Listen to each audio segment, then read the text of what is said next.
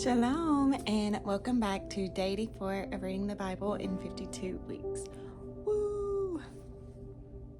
Dear God, forgive me of my sins. I love you. Guide me in your word today.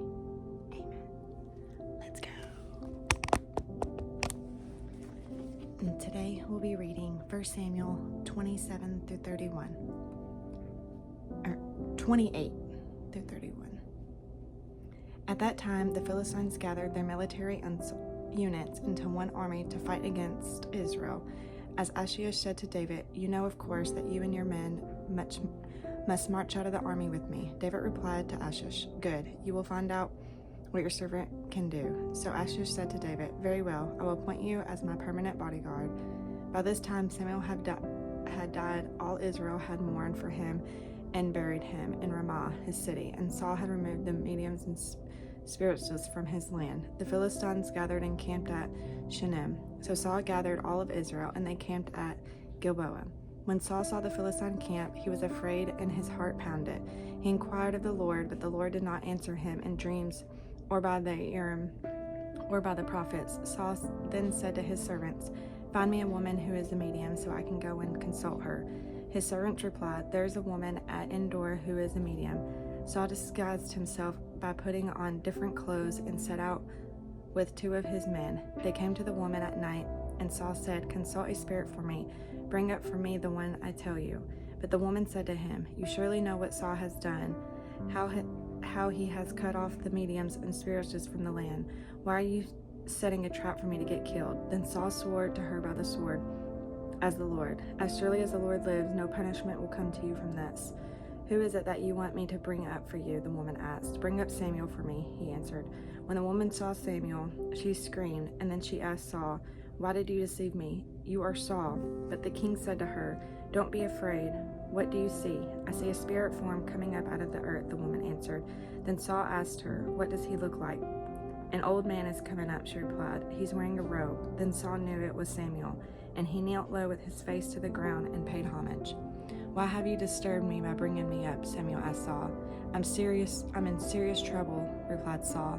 "The Philistines are fighting against me, and God has turned away from me. He doesn't answer me anymore, either through the prophets or in dreams, so I've called on you to tell me what I should do." Samuel answered, "Since the Lord has turned away from you and has become your enemy, why are you asking me? The Lord has done exactly what he said through me. The Lord has torn the kingship out of your hand and given to your neighbor David. You did not obey the Lord and did not carry out his burning anger against Amalek. Therefore the Lord has done this to you today. The Lord will also hand Israel over to the Philistines along with you. Tomorrow you and your sons will be with me, and the Lord will hand Israel's army to the Philistines." Immediately Saul fell flat to the ground. He was terrified by Samuel's words and was also weak because he had not eaten anything all day and all night. The woman came over to Saul, and she saw that he was terrified and said to him, "Look, your servant has obeyed you. I took my life in my hands and did what you told me to do. Now please listen to your servant. Let me set some food in front of you and eat, and I will give you strength so you can go on your way." He refused, saying, "I won't eat." But when his servants and his woman urged him, he listened to them. He got up off the ground and sat on the bed. The woman had a fattened cat at her house, and she quickly slaughtered it. She also took flour, kneaded it, and baked unleavened bread. She served it to Saul and his servants, and they ate. Afterward, they got up and left at night. The Philistines brought all the military units together at Aphek, while Israel was camped at the spring of Jezreel. As the Philistine leaders were passing in review with their units and hundreds of thousands, David and his men were passing in review behind them with Achish. Then the Philistine commanders asked, "What are these Hebrews doing here?" Achish answered the Philistine commanders, That is David, servant of King Saul of Israel. He has been with me a considerable period of time.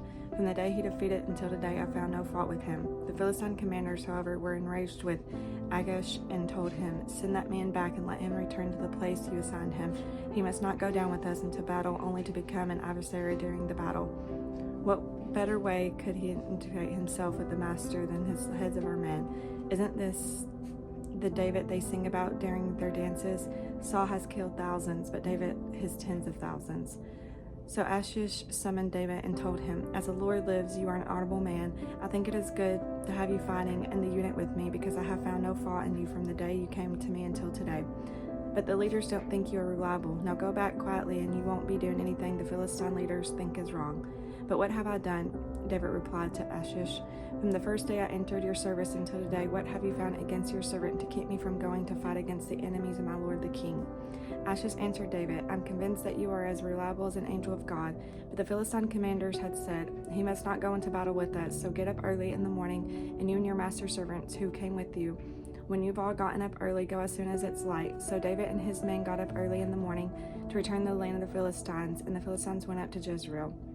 David and his men arrived in Ziklag on the third day, but the Amalekites had raided the Negev and attacked and burned Ziklag. They also had kidnapped the woman and everyone in it from its youngest to oldest. They had killed no one but had carried them off as they went on their way. When David and his men arrived at the town, they found it burned. Their wives, sons, and daughters had been kidnapped. David and the troops with him wept loudly until they had no strength left to weep. David's two wives, Anamam and Jezreel, and Abigail, the widow of Nabal of Carmelite, had also been kidnapped. David was in an extremely difficult position because the troops talked about stoning him, for they were all very bitter over the loss of their sons and daughters. But David found strength in the Lord his God. David said to the priest Abihar, son of Amalek, "Bring me the ephod." So Abihar brought it to him, and David asked the Lord, "Should I pursue these raiders? Will I overtake them?" The Lord replied to him, "Pursue them, for you will certainly overtake them and rescue the people." So David and the 600 men with him went. They came to the Wadi Bazor, where some stayed behind. David and 400 of the men continued to pursue, while 200 stopped because they were too exhausted to cross the Wadi Bazor. David's men found an Egyptian in the open country and brought him to David. They gave him some bread to eat and water to drink. Then they gave him some pressed figs and 2 clusters of raisins. After he ate, he revised, for he hadn't eaten food or drunk water for 3 days and 3 nights. Then David said to him, "Who do you belong to? Where are you from?" "I'm an Egyptian, the slave of Amalekite man," he said. "My master abandoned me when I got sick 3 days ago. We raided the south country of the Cherethites, the territory of Judah, and the south country of Caleb, and we burned Ziklag." David then asked him, "Will you lead me to these raiders?" He said, "Swear to me by God that you won't kill me or turn me over to my master, and I will lead you to them." So he led him, and there was the Amalekites spread out over the entire area, eating, drinking, celebrating because of the great amount of plunder they had taken from the land of the Philistines and the land of Judah. David slaughtered them from twilight until the evening the next day. None of them escaped, except 400 young men who got on camels and fled. David recovered everything the Amalekites had taken. He had also rescued his 2 wives. Nothing of theirs was missing from the youngest to the oldest, including the sons and daughters of all the plunder of Amalekites had taken. David got everything back. He took all the flocks and herds which were driven ahead of the other livestock, and the people shouted, "This is David's plunder." When David came to the 200 men who had been too exhausted to go with him and had been left at the Wadi Bazor, they came out to meet him and meet the troops with him. When David approached the men, he greeted them, but all the corrupt and worthless men along those had been gone with David's argued, because they didn't want to go with us. "We will not give any of our plunder we recovered to them except for each man's wife and children. They may take them and go." But David said, "My brothers, you must not do this with what the Lord has given us. He protected us and handed us over to his raiders who came against us. Who can agree to your proposal? The share of one who goes into battle is the same as the share of the one who remains with the supplies. They will share equally." And it has been so from that day forward. David established this policy as a law and an ordinance for Israel, and it still continues today. When David came to Ziklag, he sent some of the plunder to his friends, the elders of Judah, saying, "Here's a gift for you from the plunder of the Lord's enemies." He sent gifts to those in Bethel and Ramoth of Nephegah and Jetar, to those in Ar and Simpamoth and Esentamoa, to those in Rakah, in the towns of the Jerusalemites and the towns of the Kenites, to those in Hormah and Boshashan and in Athtak, and those in Hebron, and to those in all the places where David and his men had roamed.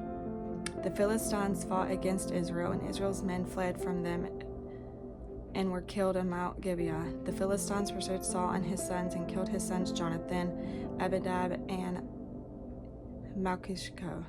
When the battle intensified against Saul, the archers found him and severely wounded him. Then Saul said to his armor bearer, "Draw your sword and run me through it with it." and these uncircumcised men will come and run me through the tortured me. But his armor bearer would not do it because he was terrified. When Saul took his sword and fell on it, when his armor bearer saw that Saul was dead, he also fell on his own sword and died with him. So on that day Saul died together with his 3 sons, his armor bearer, and all his men. When the men of Israel on the other side of the valley and on the other side of the Jordan saw that Israel's men had fled and that Saul and his sons were dead, they abandoned the cities and fled. So the Philistines came and settled in them. The next day when the Philistines came to strip the slain, they found Saul and his 3 sons dead on Mount Gibeah. They cut off Saul's head, stripped off his armor, and sent messengers throughout the land of the Philistines to spread the good news in the temple of their idols and among the people.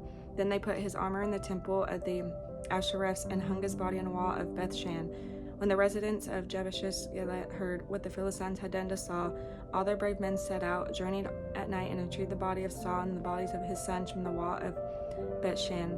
When they arrived in Jabesh, they burned the bodies there. Afterward, they took their bones and buried them under the tamarisk tree in Jabesh and fasted 7 days.